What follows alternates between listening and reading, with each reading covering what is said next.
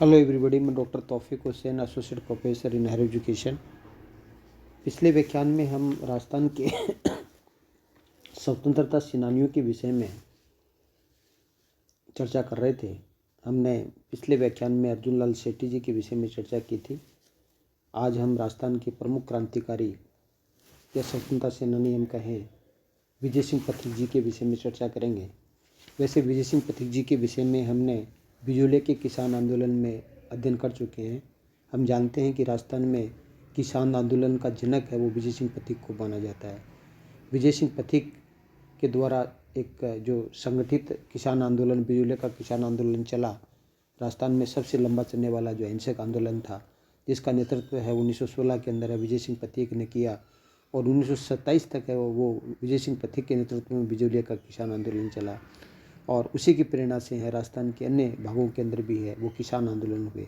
तो उसी विजय सिंह पथिक जी के विषय में हम चर्चा करेंगे। हमने देखा कि विजय सिंह पथिक जी का जो मूल नाम था वो भूप सिंह जी था और उनका जन्म है वो 24 मार्च 1882 को है वो उत्तर प्रदेश के बुलंदशहर के गुठावली गांव के अंदर है वो होता है। यद्यपि इनकी जन्मभूमि उत्तर प्रदेश थी लेकिन इनकी कर्मभूमि है वो राजस्थान थी। आप ये भी जानते हैं कि इनके जो पिता है वो हमीर सिंह गुर्जर थे, जिन्होंने 1857 की क्रांति में भाग लिया था। आपको ये भी पता है कि इनके दादा है वो इंदर सिंह जी गुर्जर थे और जिन्होंने 1857 की क्रांति में अपने प्राणों की आहुति दी थी। और हम ये कह सकते हैं कि इनका पारिवारिक वातावरण है वो क्रांतिकारी था। और हम ये भी कह सकते हैं कि इनकी जो माता है का नाम जो कमल कुमारी था और विजय सिंह पथिक जी को राष्ट्रीय पथिक के नाम से भी है वो जाना जाता है। तो राजस्थान की जो विभिन्न क्रांतिकारी गतिविधियां हैं उनमें भाग लेने के लिए वो किस प्रकार रास बिहारी बोस और सचिन सान्याल के संपर्क के अंदर ये आ जाते हैं। और सचिन सान्याल और रास बिहारी बोस है वो इन्हें है वो विभिन्न प्रकार के जो दायित्व है वो सौंपते हैं। और एक तरह से अजमेर के अंदर रेल की पटरी उखाड़ने का जो कार्य है वो भूप सिंह जी को या विजय सिंह पथिक जी को सौंपते हैं। तो इसमें जो अजमेर की पटरी जो उखाड़ने का जो की योजना थी उनका ब्रिटिश सरकार को पहले पता चल जाता है। तो ऐसी स्थिति के अंदर क्या है कि इनको गिरफ्तार कर लिया जाता है और इनको टोडगढ़ जेल के अंदर, अजमेर के जो टोडगढ़ जेल है वहाँ पर इनको है वो बंदी बना दिया जाता है। लेकिन वहाँ से ये टोडगढ़ जेल से वो भाग निकलते हैं और जो गोपाल सिंह खरवा है वो भाग करके अपने घर चले जाते हैं खरवा, इसलिए वहाँ से गिरफ्तार हो जाते हैं। लेकिन भूप सिंह जी है, जैसा कि आप जानते हैं कि भूप सिंह जी है वो वहाँ से है वो एक तरह से है वो वेश बदल करके है वो एक शिक्षक के रूप के अंदर चित्तौड़गढ़ चले जाते हैं और शिक्षक के रूप के अंदर ओसड़ी गांव चित्तौड़गढ़ के अंदर है वो शिक्षक का कार्य करते हैं।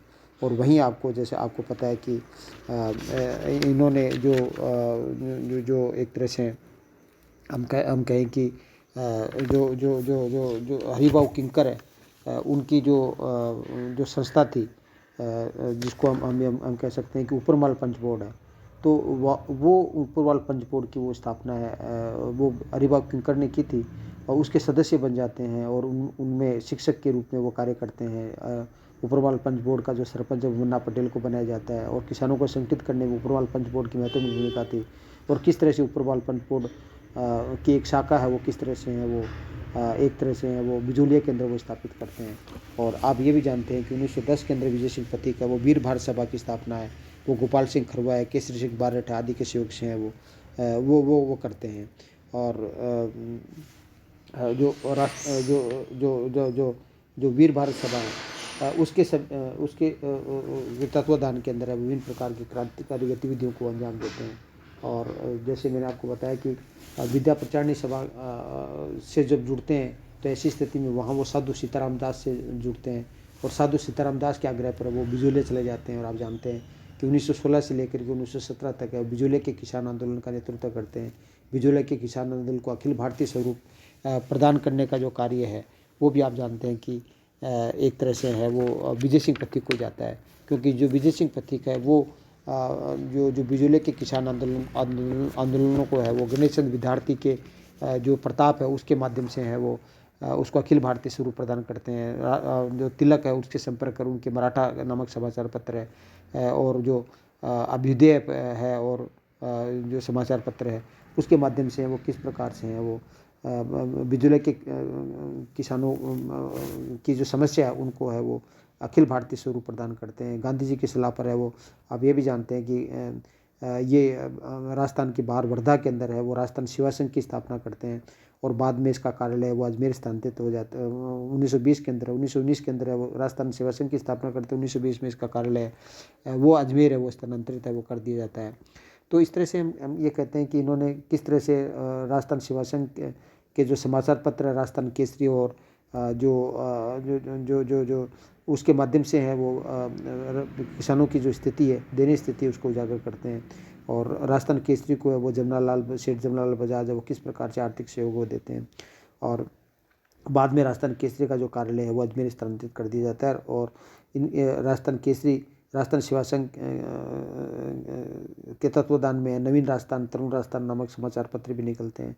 तो इस तरह से किस तरह से बिजोले के किसान आंदोलन का नेतृत्व है वो एक तरह से है वो विजय सिंह पथिक करते हैं। और 1923 के अंदर लेकिन जब बेगू का किसान आंदोलन है वो चल रहा होता है तो बेगू के किसान आंदोलन के समय में है वो एक तरह से जो आप जानते हैं कि ट्रेंच नामक जो अधिकारी है वो आता है और वो किस तरह से क्या है कि जो गोविंदपुरा हत्याकांड 23 जुलाई 1923 को होता है क्योंकि ट्रेंच के आदेश पर है वो गोली चलाने का आदेश दिया जाता है जिसमें कि रूपाजी और करपाजी नामक है वो दो किसान है वो मारे जाते हैं, शहीद हो जाते हैं। तो गोविंदपुरा हत्याकांड के बाद में है वो कि बेगू के किसान आंदोलन के अंदर है वो विजय सिंह पथिक को 1923 में गिरफ्तार कर लिया जाता है, उन पर राजद्रोह का आरोप लगाया जाता है और किस तरह से 1927 तक वो जेल में रहते हैं।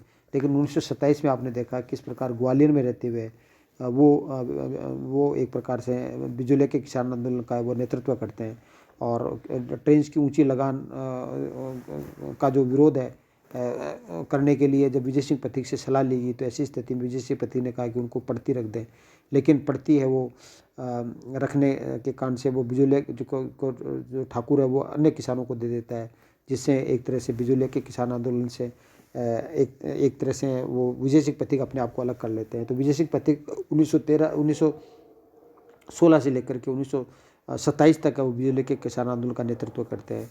और जैसा कि आप जानते हैं कि 1930 के अंदर है वो 48 वर्ष की आयु के अंदर है वो एक विधवा अध्यापिका है उसके साथ है वो विवाह करते हैं, लेकिन एक माह बाद इनको गिरफ्तार कर लिया जाता है और इनकी जो पत्नी थी जानकी देवी वो बेचारी जो घर का ट्यूशन के द्वारा है वो अपना खर्च चलाती थी। तो एक इस तरह से क्या है कि विजय सिंह पथिक है वो 28 मई 1954 को अजमेर के अंदर है इनका है वो देहांत हो जाता है। और जैसा कि आप जानते हैं कि ये एक क्रांतिकारी के साथ साथ विद्वान भी थे। इन्होंने अजमेरू है नामक पुस्तक की रचना की, कहानी संग्रह है वो पथिक प्रमोद नाम से है वो एक कहानी संग्रह लिखा और इनका अजमेर से है वो 2 समाचार पत्र भी निकलते, नव संदेश है वो अखबार भी निकाला गया और राजस्थान संदेश नामक अखबार निकाला गया हिंदी के अंदर है वो विजय सिंह पथिक के नेतृत्व के अंदर है वो निकाले गए।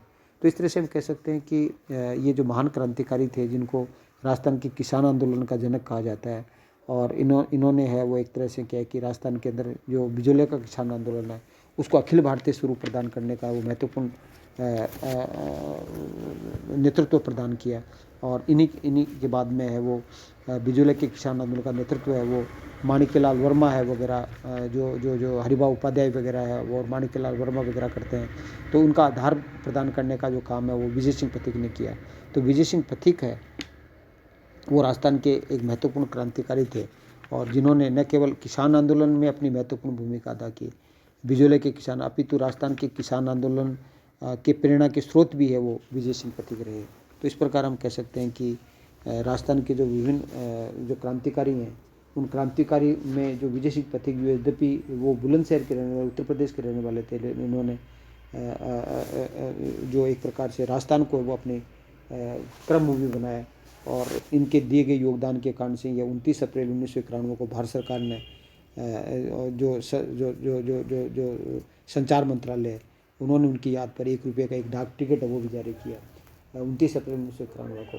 तो इससे ये अंदाज़ा लगा सकते हैं कि विजय सिंह पथिक है उन्होंने एक राजस्थान के अंदर है वो किसानों को संगठित करने, किसानों की मांगों को है वो महाराणा और जो जो जो सामंत है उनके समक्ष रखने और किसानों को संगठित करने में उन्होंने महत्वपूर्ण भूमिका अदा की। राजस्थान के अंदर जो किसानों के अंदर है वो जनता के अंदर राजनीतिक जागृति पैदा करने के अंदर है, पॉलिटिकल अवेयरनेस पैदा करने के अंदर भी है।